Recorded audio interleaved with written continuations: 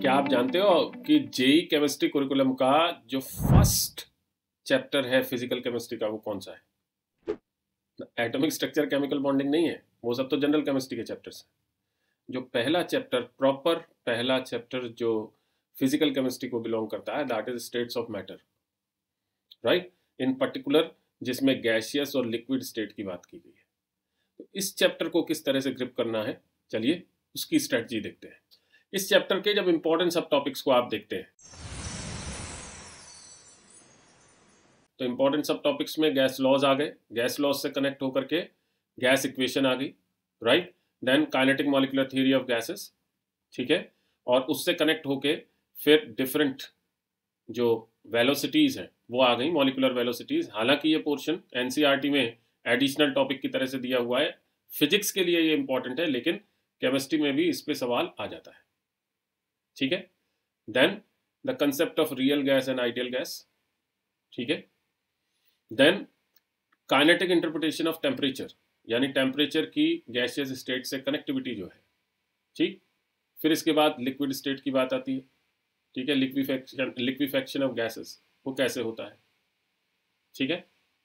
इसके अलावा liquid state से रिलेटेड प्रॉपर्टीज हैं, और एक बहुत इंपॉर्टेंट एस्पेक्ट जो है that is van der Waals correction of gas equation, ठीक है। हालांकि उस पर फिजिक्स में क्वेश्चंस ज्यादा आते हैं, लेकिन केमिस्ट्री में भी ठीक ठाक उस पर क्वेश्चंस आए हुए हैं वॉन डर वाल्स करेक्शन पे, ठीक है। तो ये सब के सब इंपॉर्टेंट सब टॉपिक्स की कैटेगरी में आते हैं। अब इसमें से जो इजी सब टॉपिक्स है, अगर हम उनकी बात करें तो इजी सब टॉपिक्स में गैस लॉज हो गए, आपने पहले भी पढ़े 9th-10th में, फिर से पढ़ रहे हैं। गैस लॉज के बाद जो रियल गैस इक्वेशन है, ठीक है, गैस इक्वेशन जिसे आप बोलते हैं अपने बेसिक फॉर्म में, और फैक्चुअल जो kinetic molecular theory of gases है। ये कंपैरेटिवली इजी टॉपिक्स है। वैसे पूरा का पूरा चैप्टर इजी की कैटेगरी में रखता हूं मैं, तो डिफिकल्ट नहीं है, क्योंकि स्टेट्स ऑफ मैटर में गैसियस और लिक्विड स्टेट को हमने अलग से नहीं पढ़ा है कहीं भी, इसलिए थोड़े बहुत चैलेंजेस कहीं कहीं आते हैं, अदरवाइज मोर और लेस चैप्टर इजी है।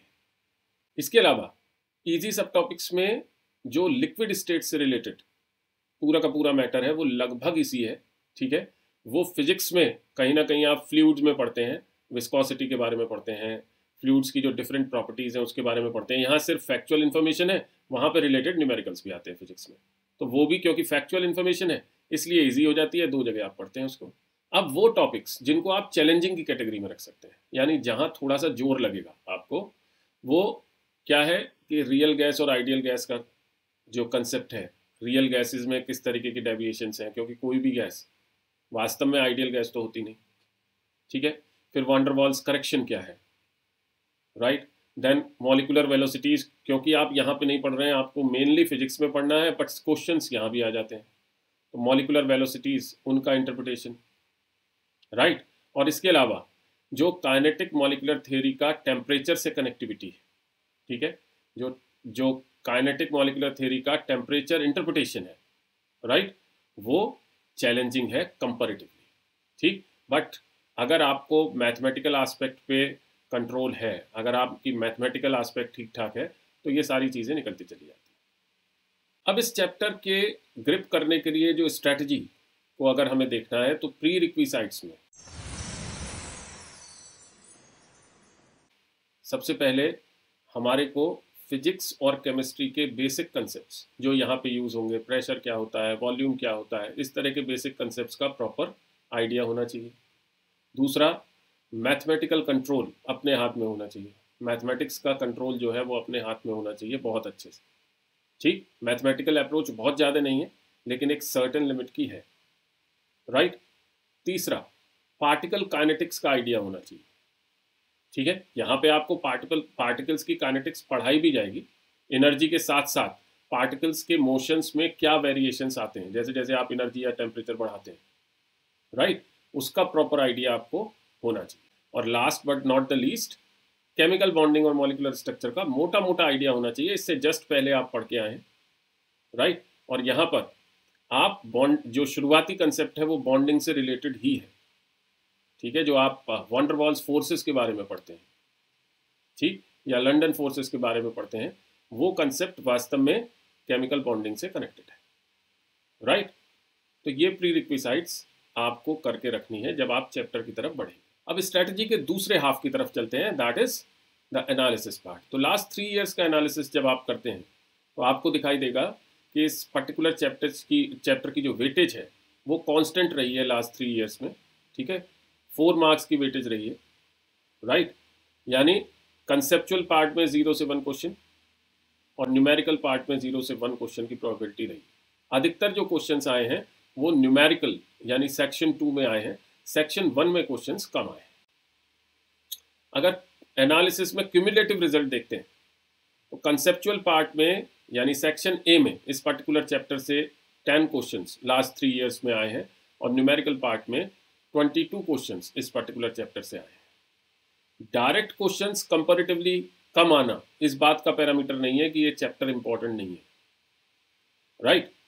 इस चैप्टर के कंसेप्ट्स, खासतौर से गैस लॉज की बात करेंगे या काइनेटिक थियरी की बात करेंगे या काइनेटिक परसेप्शन की बात करेंगे, ठीक है, टेम्परेचर की, स्टेट्स ऑफ मैटर से कनेक्टिविटी की बात करेंगे, राइट। तो बहुत सारे चैप्टर्स में ये डिफरेंटली यूज होते हैं, तो इसीलिए जनरल केमिस्ट्री के बाद इसको रखा हुआ है, ठीक, कि जब आप जनरल केमिस्ट्री के जो बेसिक चैप्टर्स हैं वो पढ़ते हुए आ रहे हैं, उसके बाद स्टेट्स ऑफ मैटर को भी पढ़ करके जो इसकी काइनेटिक एस्पेक्ट है उसको प्रॉपर वे में समझ करके अगर आप आगे जाएंगे तो केमिस्ट्री बेटर वे में समझ में आएगी, ठीक है।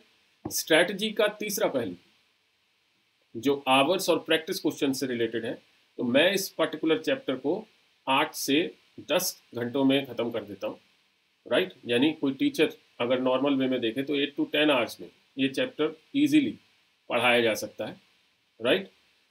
आपको इसे करने के लिए आपको भी बहुत ज़्यादा एफर्ट नहीं लगेगा, ठीक है, ईजियर चैप्टर्स में से है, बट हाँ still around 25 hours, 25 to 28 hours आपको लगने वाले हैं, ठीक है।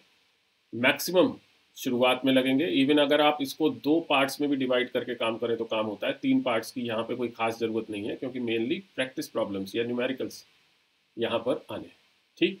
वेटेज 4 मार्क्स की ज़रूर है लेकिन कंसेप्चुअल क्लैरिटी इसमें चाहिए। अगर आप प्रॉपरली अराउंड 60-65 क्वेश्चंस इस पर्टिकुलर चैप्टर से कर लेते हैं तो that is more than sufficient, ठीक है। क्वेश्चंस करने के लिए जेई चैप्टर वाइज आपके पास है ही, एकेडजा का जो प्रैक्टिस शीट्स हैं वो भी आप बना सकते हैं, लिंक जो है वो डिस्क्रिप्शन में दिया हुआ है, ठीक है।